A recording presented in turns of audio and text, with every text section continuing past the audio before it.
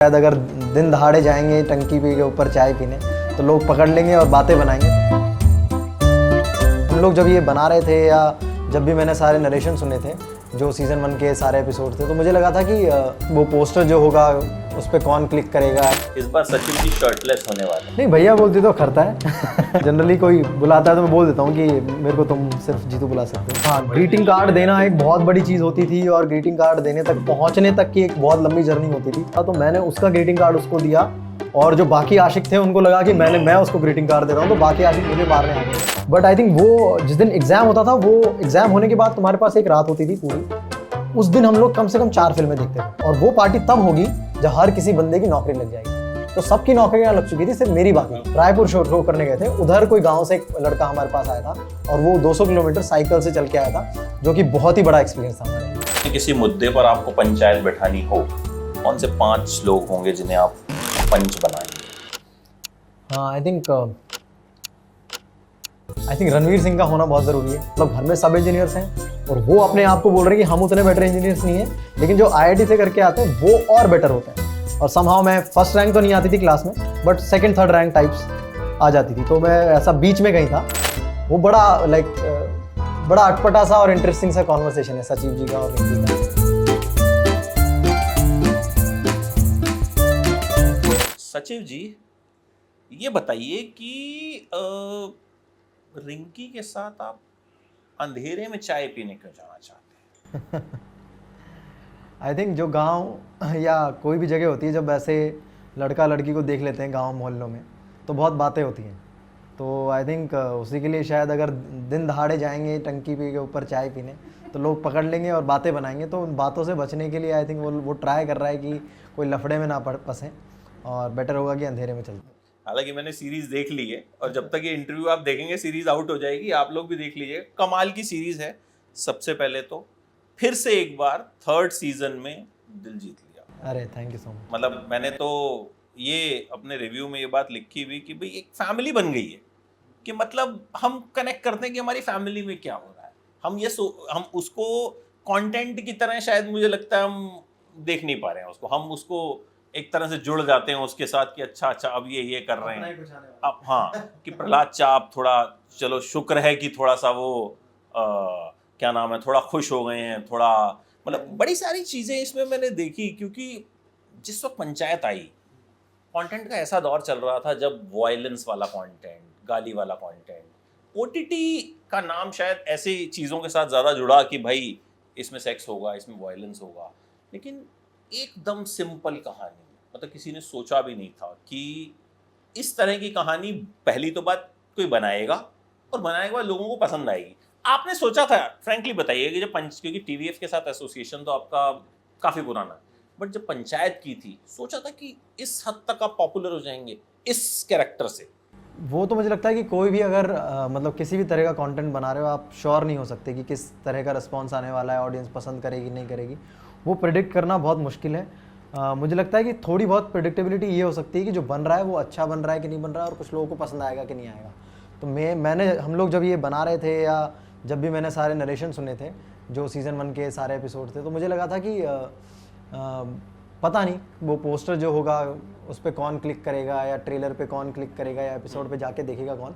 But मुझे इतना भरोसा था स्क्रिप्ट सुन के कि जो पहला एपिसोड देख लेगा और मतलब थोड़ा सा आगे कंटिन्यू कर लेगा वो इंजॉय करेगा, मतलब उसको मज़ा आएगा।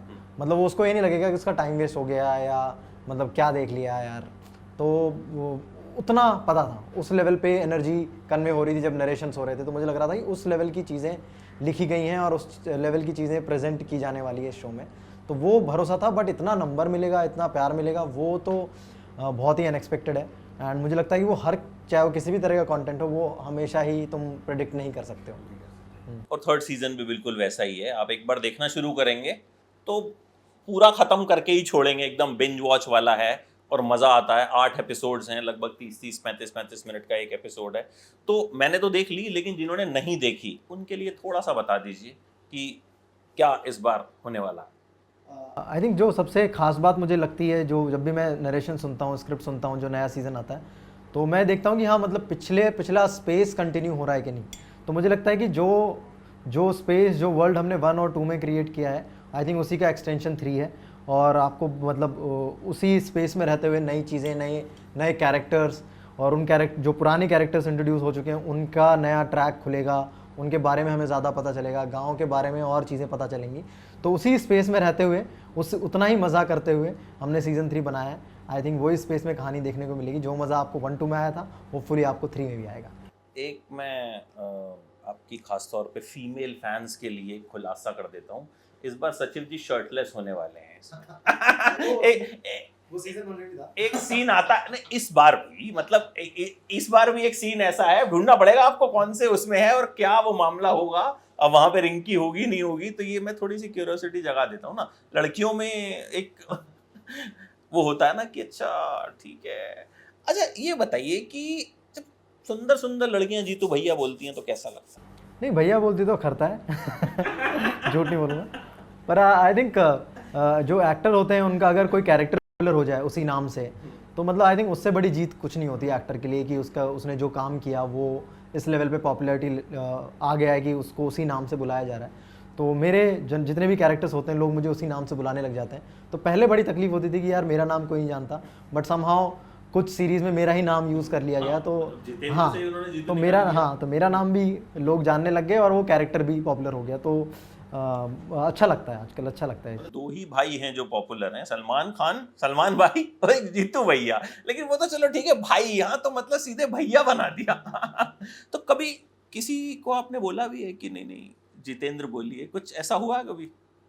नहीं, जनरली कोई बुलाता है तो मैं बोल देता हूँ कि मेरे को तुम सिर्फ जीतू बुला सकते हो वही होता है कई बार होता है, पर नॉट इन दैट इंटेंशन। अच्छा ये बताइए कि ये तो क्योंकि कंटिन्यूएशन है, ठीक है, बीच में आपने फिल्म भी की और भी चीज़ें आप करते रहते हैं, तो जब कंटिन्यूटी में कोई चीज़ करते हैं तो उस ब्रैकेट में आने में या उस जोन में आने में अभी भी वक्त लगता है या 2 सीजन के बाद? नहीं, ऐसा मतलब इतना ईज़ भी नहीं है। आई थिंक थोड़ा टाइम लगता है। मतलब जब भी कोई नया एक बात तो ये है कि हम लोग थोड़ा राइटिंग वाइटिंग होने तक थोड़ा टाइम निकल जाता है। मतलब आज अगर कल अगर हमारा सीज़न आउट हो रहा है तो करीब 9-10 महीने बाद हम लोग फ्लोर पे जाएंगे। तो उस बीच में मैं बहुत सारी चीज़ें कर लेता हूँ, बट ऐसा भी नहीं है कि बहुत इमीडिएटली। तो इसलिए मुझे थोड़ा सा वापस जाना पड़ता है। थोड़ा सा मुझे सीज़न 1-2 के कुछ जो मेरे फेवरेट मोमेंट्स हैं या फेवरेट सीन्स हैं तो वो थोड़े से मैं देख लेता हूँ, तो थोड़ा पता चल जाता है कि हाँ सचिव जी की टोन क्या है, क्या सुर है। ठीक है, मेनली जो चीज़ें फ्लो में लेके आती हैं वो रीडिंग्स और रिहर्सल है। जो नए सीज़न के बाद जो हम रीडिंग्स करते हैं तो वो काफ़ी चीज़ें फ्लो में लेके आती हैं। बट अगेन मतलब कोई भी सीन अगर चलो तुम्हें टोन पता चल गया, तुम्हें पता चल गया कि कैरेक्टर दिखता कैसा है, स्टिल जब तुम कोई चीज़ नया सीन, क्योंकि जब सीज़न नया होता है तो वो नया सीन होता है, नई लाइन्स होती हैं, तो वो फ्लो में आने में थोड़ा वक्त तो लगता है। आई थिंक 2-3 दिन के बाद आई थिंक मैं फ्लो में आ जाता हूँ। बट टोटल लाइक ओवरऑल 7-8 दिन लगते हैं। 3 दिन रीडिंग के, 3 दिन मैं खुद का टाइम लेता हूँ, मैं पुराने एपिसोड देखता हूँ, पुराने फेवरेट मोमेंट्स देखता हूँ। ठीक है, और फिर 2-3 दिन जब वहाँ नया शूट करने जाते हैं तो वो लगता है फ्लो आने में। तो आई थिंक उसके बाद आ जाता हूँ फ्लो में। अच्छा आपका सबसे फेवरेट सीन कौन सा है सीजन 3 का? मतलब ये इंटरव्यू जब तक लोग देखेंगे सीरीज आ चुकी होगी और मेरे ख्याल से कुछ घंटे बाद रिलीज होने वाली है, तो हम बात कर सकते हैं इस बारे में। आई थिंक मेरा सीजन 3 में फेवरेट सीन है बेसिकली एक मोमेंट है जब विकास अपनी वाइफ के साथ हॉस्पिटल जाता है और उससे पहले रिंकी और एक उसका कॉन्वर्सेशन है। तो मुझे वो बड़े प्यारे मोमेंट्स लगते हैं जो बहुत ऑकवर्ड से आते हैं, और हम लोग गाड़ी में बैठ के ही वो कॉन्वर्सेशन हो रहा है और बहुत ज़्यादा लाइंस नहीं है उसमें एक वर्ड उसका आता है, एक वर्ड मेरा आता है, और वो बड़ा बड़ा अटपटा सा और इंटरेस्टिंग सा कॉन्वर्सेशन है सचिव जी का और रिंकी का। और फिर इन दोनों की बातें खत्म होती है, फिर वो दोनों विकास और उनकी वाइफ आते हैं और वो लोग न्यूज़ बताते हैं कि उनका बच्चा होने वाला है। सो उससे पहले एक जो कार वाला सीन है वो मेरा काफ़ी फेवरेट सीन है। आपको लगता है जो रोमांस इसमें दिखाया गया है, मतलब अभी बात चाय तक पहुंच रही है, ठीक है, मतलब करते हुए आपने उससे रिलेट किया? नहीं, मुझे लगता है कि काफ़ी जो हमारे राइटर हैं चंदन, उनका रोमांस दिखाने का स्टाइल है, वो थोड़ा पकड़ के रखते हैं एकदम ऑन द फेस। सारी चीज़ें सारी एकदम से नहीं आती, धीरे धीरे आती, जो कि काफ़ी यूनिक है। मतलब जनरली हम जब भी रोमांटिक कोई ट्रैक दिखाने जाते हैं हम लोग एक टाइम के बाद फ्लो में आ जाते हैं इन द सीन ओनली, और मतलब राइटर भी फ्लो में आ जाते हैं और फिर वो हम सारी चीज़ें बताने लगते हैं। तो यहाँ पे अभी तक भी वैसा नहीं हुआ है, अभी तक भी चीज़ें पकड़ के रखी हैं और सब चीज़ें खुल के दोनों तरफ से नहीं आ रही हैं, दोनों तरफ से अभी इशारे ही हो रहे हैं, हिंट्स ही मिल रहे हैं कि क्या हम उस डायरेक्शन में जा रहे हैं, फिर वापस हो जाते हैं दोनों, फिर वापस उस डायरेक्शन में जाते हैं। तो बहुत स्लो चीज़ें बढ़ रही हैं और काफ़ी यूनिक तरीके से बढ़ रही हैं। मुझे लग रहा है काफ़ी फ्रेश पर्सपेक्टिव है इस शो में रोमांस का, जो कि मुझे काफ़ी ज़्यादा इंटरेस्टिंग और पसंद है।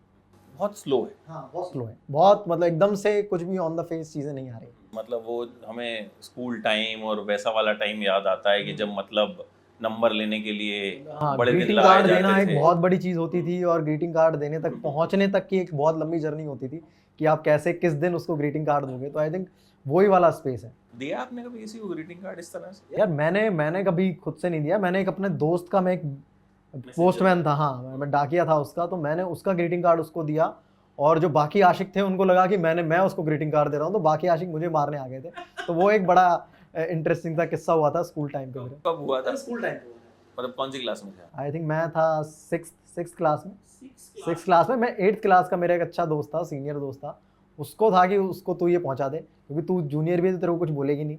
तो उस तरह का सेटअप था, मैं देने गया और उनके जो बड़े आशिक थे, मतलब और भी 5-6 लोग थे जो आशिक थे। मैं ग्रीटिंग कार्ड देने गया तो उन लोगों ने मुझे ऑफकोर्स देख लिया कि भाई ये, तो उन्होंने काफ़ी मुझे धमकियाँ दी कि अब तो तेरे को प्रिंसिपल, हाँ भाभी से ज़्यादा तेरे को प्रिंसिपल के पास लेके जाएंगे। तो मैं पूरा एक रात पूरा चक्कर काटा, उन सबसे माफ़िया मांगते हुए घूमा मैं। तो वो बड़ी इंटरेस्टिंग चीज़ थी मेरी लाइफ में जो हुई थी इसको, तो मैंने उस दिन से डिसाइड कर लिया कि ग्रीटिंग कार्ड्स तो देने ही नहीं। एज अ स्टूडेंट किस टाइप के थे आप? मैं बैलेंस्ड स्टूडेंट था। एक बैक बेंचर्स होते हैं, ठीक है, तो वो उनके प्लान्स होते हैं छुट्टी के बाद कि साइकिल चलाने मिलेंगे और साइकिल चलाने के बाद ये सब मस्ती करेंगे, ठीक है, वहाँ जाएंगे, वो वहाँ उस कुटिया पे जाएंगे, कुटिया मतलब पहाड़ों पे कोई बाबा जी की कुटिया है तो वहाँ जाके थोड़ा फन करेंगे। तो इस तरह की चीज़ें वो प्लान रहती थी हर फ्राइडे इवनिंग और वैसे वाला। तो मैं उनके साथ भी मज़े कर लेता था, बट एग्ज़ाम आते थे तो मैं 10 दिन पहले कटआउट भी कर लेता था बैक बेंचर से और मैं मतलब पढ़ाई कर लेता था और समहाउ मैं फर्स्ट रैंक तो नहीं आती थी क्लास में, but second third rank types आ जाती थी। तो मैं ऐसा बीच में कहीं था और मस्ती पूरी करता था मैं। तो आपको इंजीनियर ही बनना था? हाँ, हमेशा से, क्योंकि घर में सब इंजीनियर्स हैं तो इंजीनियरिंग वाला माहौल है। एंड कुछ चीज़ें पता चली कि आईआईटी करके एक इंस्टीट्यूट है, वहाँ वो सबसे बड़ा इंस्टीट्यूट है, उसकी तैयारी बंसल और रेजोनेंस में होती है कोटा से। तो ये सारी चीज़ें पता थी, या थोड़ा मतलब इन चीज़ों, ये थोड़ी क्यूरियोसिटी पैदा कर रही थी कि भाई ऐसी क्या चीज़ है, मतलब इतना कैसे डिफ़िकल्ट है, तो ट्राई किया जाए। तो क्यूरियोसिटी थी कि इंजीनियर बना जाए, और मतलब घर में सब इंजीनियर्स हैं और वो अपने आप को बोल रहे हैं कि हम उतने बेटर इंजीनियर्स नहीं हैं, लेकिन जो आईआईटी से करके आते हैं वो और बेटर होते हैं। और मुझे ऐसा फील होता है कि मेरे घर में काफ़ी डिसेंट और सिंसियर इंजीनियर्स रहे हैं, जो भी मेरे भाई हैं, मेरे पापा भी इंजीनियर हैं, मेरे ताऊजी भी इंजीनियर हैं। मुझे उनको देख के फील आता है कि वो काफ़ी अपना काम बहुत सिंसियरली करते थे, बहुत डेडिकेटेडली करते थे, बहुत पैशन के साथ करते थे। और जब वो बोल रहे हैं कि एक और ऐसा इंस्टीट्यूट है जहाँ पे बहुत अच्छी पढ़ाई होती है और वहाँ से हमसे भी बेटर इंजीनियर्स बन के निकलते, तो मेरा एक मतलब वो उसने मुझे काफ़ी मोटिवेट किया कि इस चीज़ की मैं तैयारी करता हूँ और जाके देखता हूँ। बट था कहीं ना कहीं एम कि इंजीनियर बनना है। अच्छा, मोस्टली जो एक्टर्स होते हैं मोस्टली पढ़ाई में फिसड्डी रहते हैं। मतलब हमने सुना कोई छठी फेल, कोई 8वीं, but they become brilliant actors. But कहीं ना कहीं टीवीएफ आया, आप लोग आए, तो एक ऐसे लोग आए जो खूब पढ़े लिखे। मतलब आईआईटी क्रैक करना अपने आप में सपना होता है। मतलब बचपन से ही कई बार होता है कि मुझे तो आईआईटी पहुंच गए तो भाई लाइफ सेट। तो ऐसी जगह पे आप पहुंच गए, फिर वहाँ एक्टिंग कहाँ से? वहाँ फिसड्डी हो गया ना।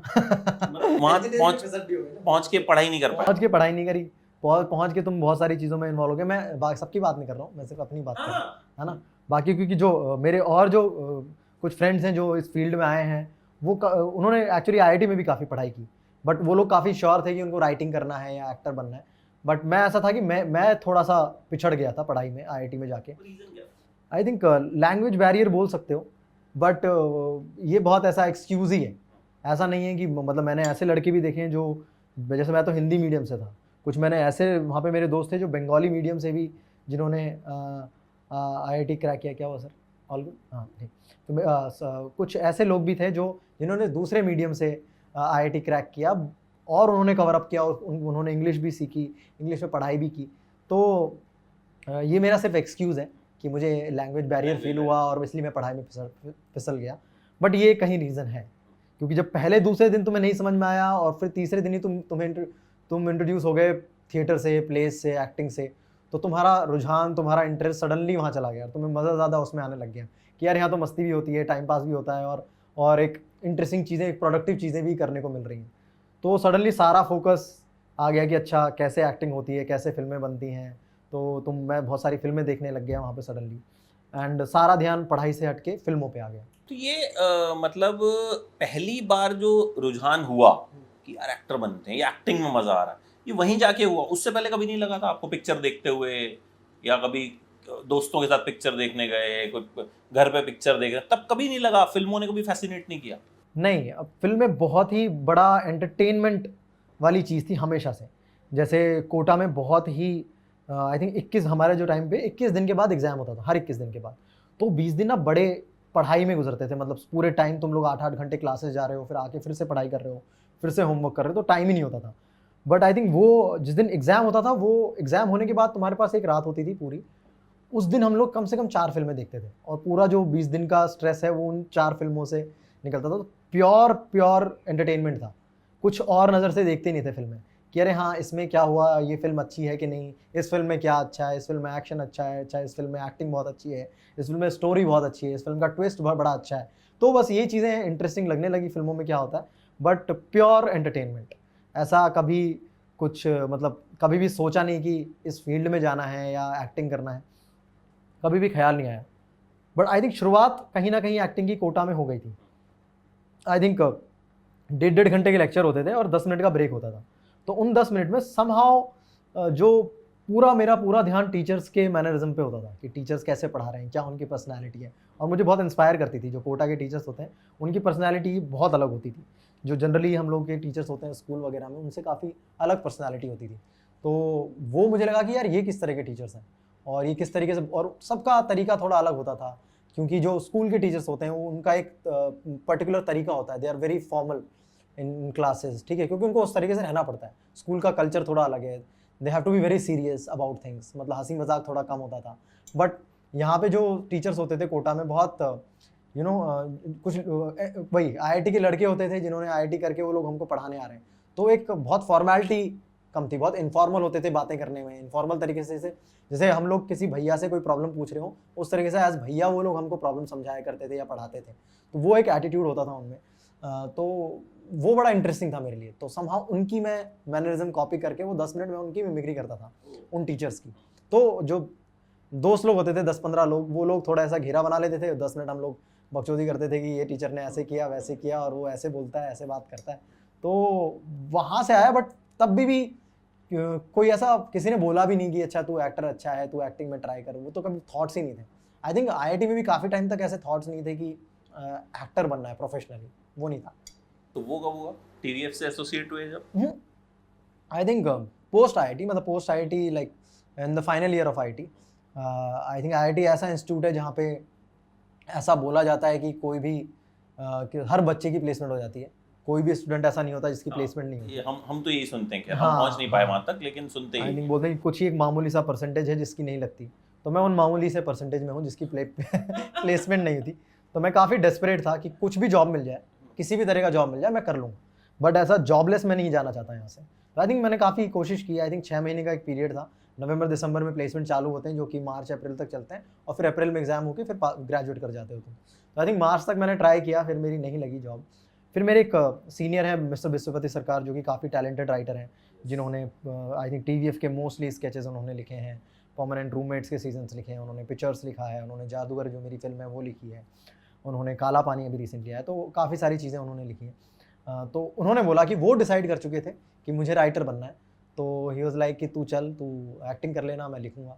एंड उन्होंने अपने वर्ड्स रखे और उन्होंने अपनी पहली फिल्म में मुझे एक्टिंग का काम दिया। इनफैक्ट जो भी उनका पहला स्केच था उन्होंने उसमें मैंने एक्टिंग की, और थ्रू आउट हम साथ में काम करते हुए आए।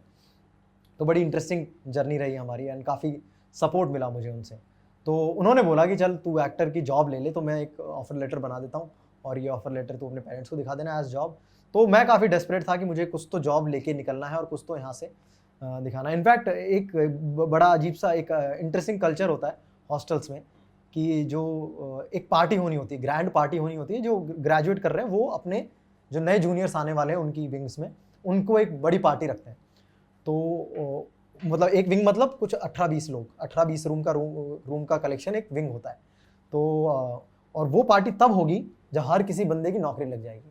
तो सबकी नौकरियां लग चुकी थी, सिर्फ मेरी बाकी थी। तो और जब तक वो नौकरी नहीं लगेगी तो ग्रैंड पार्टी होगी नहीं। तो हाँ, वो होगी नहीं, क्योंकि एक बंदे की प्लेसमेंट नहीं हो तो पार्टी कैसे कर सकते हो। तो वो पार्टी इसलिए कि सब प्लेस हो गए। अब जो नए बच्चे आएंगे उनको हम इंट्रोड्यूस करेंगे हमारा विंग कल्चर से, और हम लोग आपको पार्टी देंगे। तो उस काफ़ी प्रेशर था, क्योंकि एक टाइम तक तो उन्होंने भी थोड़ा देखा, फिर उन्होंने बोला कि अब तो ले ले यार, कुछ तो जॉब ले तो वो प्रेशर भी था कि चलो पार्टी करनी है ग्रैंड, तो कुछ तो एक मैंने ऑफर लेटर दिखा देता हूँ कि हाँ भाई मेरी जॉब लग गई है, पार्टी करते हैं। तो वो भी एक रीज़न था, तो मैंने जल्दी से जॉब लिया और मैं TVF में आ गया मुंबई में। तो नॉर्मली तो एक्टर्स को ऐसा कोई जॉब लेटर तो नहीं मिलता, कॉन्ट्रैक्ट्स ही होते हैं जो हम सुनते हैं। तो आपको जॉब लेटर जो मिला, तो पर मंथ सैलरी मिली? हाँ, कितनी? थैंकफुली उसमें पर मंथ सैलरी थी, आई थिंक 15,000 के आसपास सैलरी थी।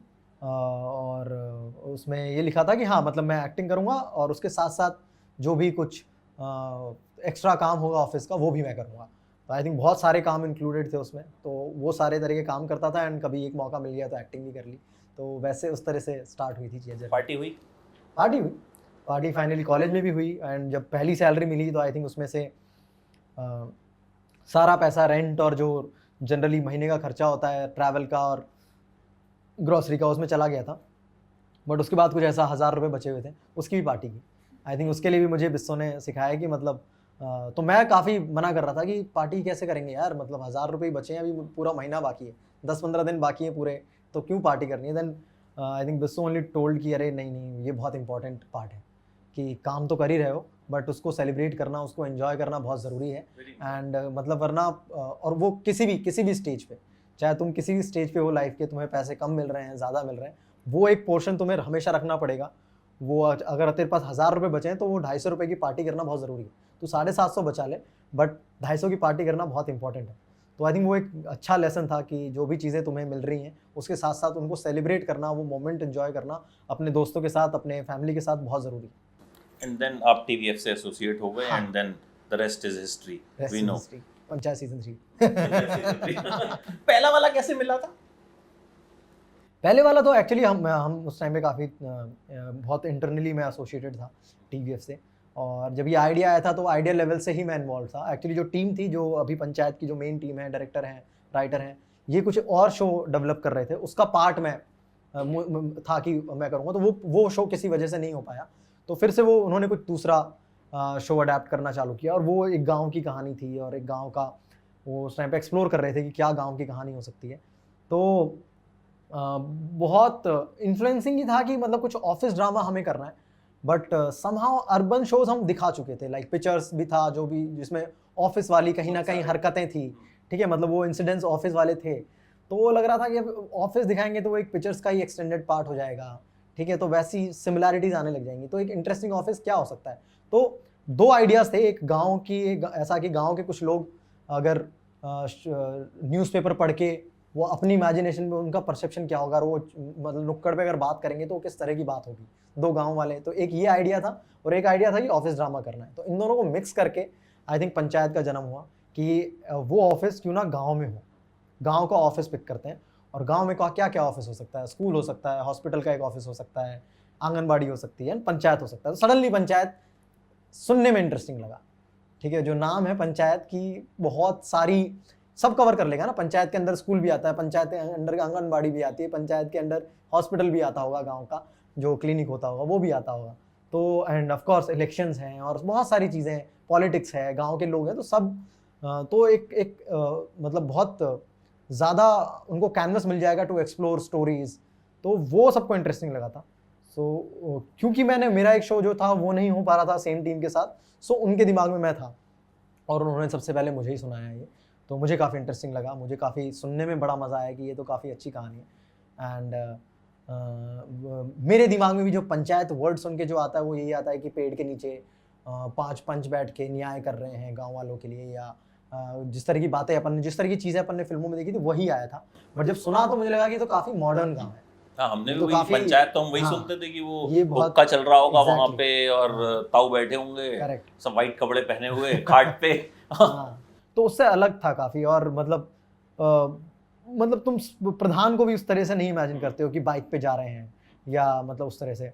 तो इमेजिन जो किए गए थे प्रधान जी वैसे इमेजिन किए गए थे कि बाइक बाइक चलाते हैं, बाइक पे जाते हैं।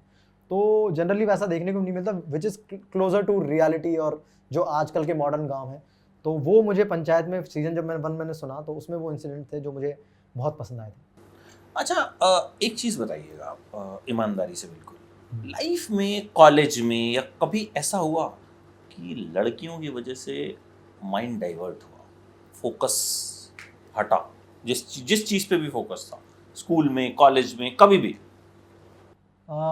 मुझे मुझे लगता है कि दोनों को टाइम चाहिए होता है। मतलब अगर तो आप काम में इन्वॉल्व हो तो मतलब पोस्ट पोस्ट शादी आपको फैमिली को टाइम देना पड़ता है, और शादी नहीं हुई है तो आपको अपनी लव लाइफ पे या जो आपके जो अट्रैक्शंस हैं, क्रशेज हैं, इनको टाइम देना पड़ता है। तो अगर वो टाइम आप ठीक से नहीं दे रहे हो तो आप डिस्ट्रैक्टेड लगोगे। अगर वो बैलेंस आप ठीक से नहीं कर रहे हो, आप काम टाइम पे नहीं कर रहे हो और सारा टाइम इधर दे रहे हो, तो आई थिंक वो बैलेंस ढूंढना बहुत ज़रूरी है और दोनों को टाइम देना बहुत इंपॉर्टेंट है।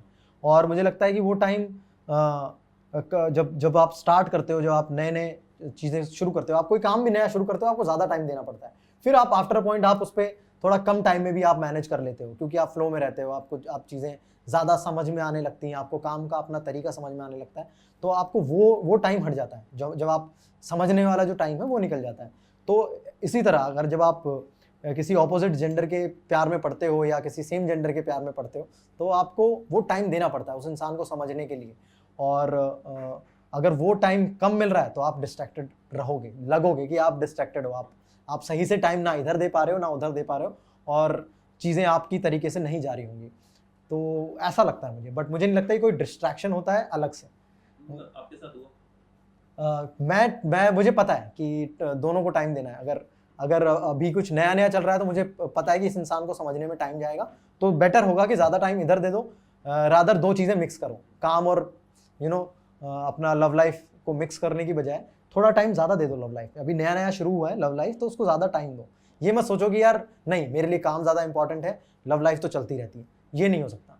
मुझे लगता है कि जब नई चीज़ें शुरू होती हैं तो तुम्हें काम को थोड़ा, क्योंकि काम फिर भी मैनेज होएगा क्योंकि तुम काम में हो काफ़ी टाइम से, तो लव लाइफ में थोड़ा ज़्यादा टाइम दे दो तो कम डिस्ट्रैक्टेड रहोगे। वंस जब वो केमिस्ट्री बन जाएगी, तुम दोनों को की एक दूसरे के बारे में ज़्यादा समझ जाओगे, तो अपने आप वो टाइम कम हो जाएगा और तुम वापस से फोकस कर सकते हो। अच्छा, आपकी पॉपुलैरिटी एकदम गजब का है, फैंस से कनेक्ट ओटीटी पे कंपेयर्ड विद शाहरुख खान, तो कभी डर लगता है? कभी होता है अचानक से दिमाग में ख्याल आए कि यार मतलब, क्योंकि कहीं ना कहीं ये जो इंडस्ट्री है, जैसे सब लोग बोलते हैं, जो हर शुक्रवार के शुक्रवार किस्मत का फैसला होता है, तो यहाँ तो खैर ओटीटी पे अब शुक्रवार बोलेंगे कि आजकल तो हर वार पे फिल्म रिलीज कर दी जाती है, जहाँ पे लगता है कलेक्शन अच्छा आ जाएगा रिलीज कर दी जाती है। तो कभी ऐसा होता है कि दिमाग में आए यार मतलब डर लग रहा है? नहीं, डर लगता है, बट वो डर कहीं भी एक्सपेक्टेशन वाला नहीं होता कि मुझे ऑडियंस क्या समझ रही है, और मतलब वैसे वाला कि अच्छा ऑडियंस को लग रहा है, ऑडियंस कमेंट कर रही है you are the Shahrukh Khan of OTT, तो वो वाला प्रेशर मुझे लगता है कि वो मैं नहीं लेता हूँ। मतलब मुझे लगता है कि वो ऑडियंस की एक्सपेक्टेशंस है। मेरी एक्सपेक्टेशन सिर्फ इतनी है कि मैं शहर में आया हूँ, मैं कोशिश कर रहा हूँ कि मैं अच्छा एक्टर बन जाऊँ और मैं अच्छी इंटरेस्टिंग कहानियाँ लोगों तक पहुँचा पाऊँ, ये मेरी कोशिश रहती है। ऑफ कोर्स मतलब वो कोशिश कहीं ना कहीं थोड़ा टाइम ले रही होती है, तब थोड़ा फियर आता है कि यार डर लगता है कि हाँ मतलब क्या मैं वहाँ तक पहुँचूंगा या नहीं पहुँचूंगा। वो क्वेश्चंस हमेशा से रहते हैं, और वो क्वेश्चंस हमेशा अलग अलग चीज़ के लिए रहते हैं। जब हम लोग स्केचेस बना रहे थे तो मुझे था कि मुझे कब लॉन्ग फॉर्मेट वाली चीज़ें मिलेंगी, ठीक है, जब लॉन्ग फॉर्मेट वाली चीज़ें मिल गई तो फिर लगता है कि कब अलग जॉनर की कहानियाँ मिलेंगी, फिर अलग जॉनर की कहानियाँ मिलने लग गई, फिर लगता है कि अच्छा अब मुझे इस लेवल की कहानियाँ या इस तरह के कैरेक्टर जो मुझे कहने या जो मुझे सडनली इंटरेस्टिंग लगने, या मैंने कोई फिल्म देखी या मुझे लगा कि यार ये बड़ा मज़ेदार सा कैरेक्टर है, तो मेरी एक्सपेक्टेशंस ये हो जाती है कि यार मुझे भी इस तरह के कैरेक्टर्स परफॉर्म करने हैं, या मुझे भी इस तरह की कैरेक्टर की कहानियाँ बतानी हैं। और इन चीज़ों में जब वक्त लग रहा होता है तो थोड़ा फियर आता है, बट लोग मेरे क्या बारे में क्या समझ रहे हैं, क्या सोच रहे हैं, उसका फियर नहीं आता है। मेरे फियर्स अलग हैं। अच्छा, अगर आपको बॉलीवुड से किसी को सचिव जी बनाना होता, लेट्स सपोज आप सिर्फ पंचायत डायरेक्ट कर रहे होते या प्रोड्यूस कर रहे होते, ठीक है, आप नहीं करते सचिव जी का किरदार, कौन होता है जिसको आपको लगता है कि वो सचिव जी का कैरेक्टर प्ले कर सकता है? सचिव जी के कैरेक्टर में बहुत बढ़िया सवाल है सर। सचिव जी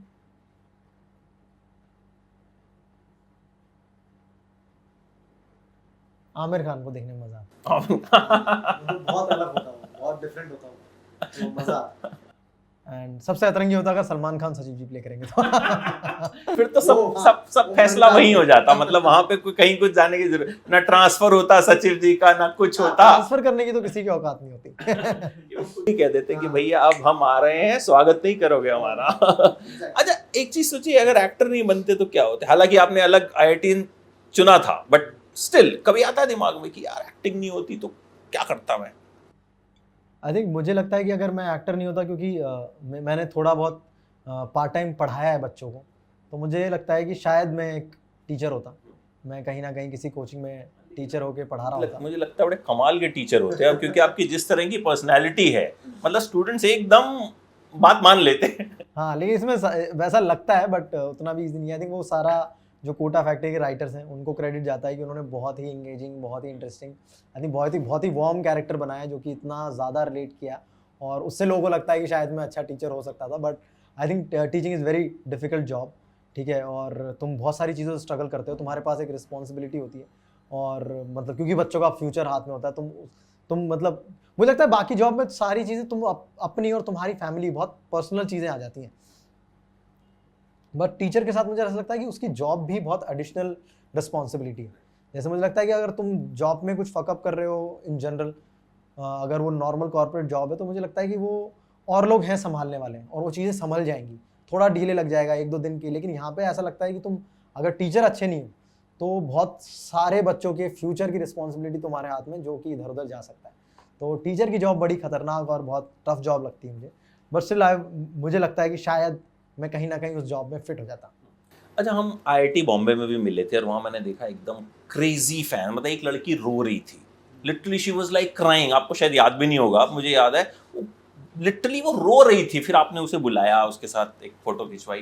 तो सबसे क्रेजी फैन मोमेंट कोई ध्यान है कि हुआ? आई थिंक बहुत बहुत सारे मोमेंट्स हैं यार, मतलब क्रेजी फैन तो मोमेंट ये एक जहाँ मतलब तो आउट ऑफ द ब्लू ही चला गया हो, जो आप भी डर गए हो कि भाई मतलब क्या क्या हो क्या गया? यार, एक हम लोग का आई थिंक, मुझे नहीं याद आ रहा, आई थिंक रांची में हमारा कोई शो था, पोस्ट पिक्चर्स के बाद हम लोग शो करने गए थे, और वहाँ पे कोई एक लड़का कुछ ऐसा 200 किलोमीटर गांव से साइकिल से चल के आया था। उसके पास ना फ़ोन था ना बाइक थी, और वो बोल रहा था कि वो कल रात को निकला है और आज रात तक पहुँचा है रुकते रुकते, और वो साइकिल से चल के आया था। एंड ये हमको पता चली बात, हम 4-5 लोग थे, पिक्चर्स की कास्ट थी, पूरी पिक्चर्स की कास्ट हम लोग शो करने गए थे, रांची ही करने गए थे शायद, हाँ रांची नहीं, सॉरी रायपुर शो करने गए थे। उधर कोई गांव से एक लड़का हमारे पास आया था, और वो 200 किलोमीटर साइकिल से चल के आया था, जो कि बहुत ही बड़ा एक्सपीरियंस था हमारे लिए बहुत बड़ी चीज़ थी कि कोई इस लेवल पे फॉलो कर रहा है, कि वो इतनी मैडनेस उसने की अपने लिए। हालांकि मतलब बहुत ही वार्म ये जेस्चर है उसका। एंड फ़ोन भी नहीं था, मतलब फ़ोन भी हमने उसको फ़ोटो खिंचाई, हमने उसका मेल आईडी बनवाया, हमने बोला कि हम मेल आईडी पे तुझे फ़ोटो भिजवाएंगे, और तो वो मेल आईडी कहीं से कंप्यूटर से या किसी दुकान से फ़ोटो निकलवा लेना। तो ये हमारी टीम ने उसको काम करवा के दिया। बट हाँ, ये काफ़ी इंटरेस्टिंग था। आई थिंक मैं बहुत पहले बिट्स गोवा में हम लोग एक पोस्ट पिक्चर्स हम लोग एक शो करने गए थे। सो मतलब हम लोग एंटर किए, एंड मैंने देखा, मतलब वो बड़ा अतरंगी सा था कि 5-6 लोग सिर्फ पिक्चर्स और जीतू करके सिर्फ चैंटिंग करते हुए डांस कर रहे थे, 4 लड़के। तो वो बड़ा यूनिक सा एक्सपीरियंस था कि मतलब इन चारों को क्या हो गया है। मतलब ठीक है, मतलब तुम्हें कोई चीज़ पसंद आई, तुम उसको अप्रिशिएट कर रहे हो, क्लैपिंग कर रहे हो, हूटिंग कर रहे हो, दैट्स मतलब वो बहुत अच्छा फील होता है। बट वो डांस उनका 4 लोग सिर्फ अपनी धुन में मस्त होकर डांस कर रहे हैं, तो वो रेज जो है वो बड़ा वैसा लगा कि ओ ये किस लेवल की चीज़ हो गई है, और किस लेवल पे लोग कनेक्ट कर गए हैं पिक्चर्स जैसी चीज़ से। तो ये कभी भी बिल्कुल, एक्चुअली जितनी भी चीज़ें हैं उनसे बहुत कम एक्सपेक्टेशंस रही, क्योंकि सारी चीज़ें इतनी फ्रेश है ना, जो भी फिल्में बनती हैं, जो भी शोज़ बनते हैं, स्पेशली विद TVF के जो हमारे स्टार्टिंग वाले शो हैं, उतने फ्रेश होते थे कि हम लोग कभी एक्सपेक्ट नहीं कर पा रहे थे कि ये चलेगा नहीं चलेगा, डाउट्स ही रहते थे हमेशा, और जब वो इस लेवल के हिट होते थे तो बहुत सरप्राइज करते थे हमें। अच्छा लास्टली, अगर एंटरटेनमेंट इंडस्ट्री में किसी मुद्दे पर आपको पंचायत बैठानी हो, कौन से 5 लोग होंगे जिन्हें आप पंच बनाएंगे? कोई बॉलीवुड से भी हो सकते हैं, OTT से भी हो सकते हैं, TV से भी हो सकते हैं, कहीं। हाँ, I think Anurag Kashyap sir उसमें होना बहुत ज़रूरी है, उनके बैलेंस रिव्यूज़ आएंगे, ठीक है। और आई थिंक रणवीर सिंह का होना बहुत ज़रूरी है, क्योंकि मुझे लगता है कि बहुत सारे out of the box ideas आएंगे कि क्या बेटर कर सकते हैं और किस बिल्कुल नए आइडियाज़ मिल सकते हैं अगर रणवीर सिंह जैसे कोई होगा तो उधर। तो ये दो लोग हो गए। एंड मुझे लगता है कि करण जौहर होना बहुत ज़रूरी है, जो कि आई थिंक चीज़ें फैंसी कैसे हों इन अ विलेज, तो वो सारी चीज़ें ऐड होंगी गांव में, ठीक है। इंडियन गांव थोड़े अलग तरीके से दिख सकते हैं, तो उनका होना बहुत ज़रूरी है। एंड मुझे लगता है ज़ोया अख्तर जो जो एक ऐसी डायरेक्टर हैं जो काफ़ी बैलेंस लगती हैं। तो ये 4 लोग मेरे दिमाग में आ रहे हैं जो होने चाहिए उस पंचायत में। 5वां मैं बैठ सकता हूँ। सचिव तो आप ही होंगे क्योंकि इसमें आमिर खान का नाम तो लिया नहीं आपने।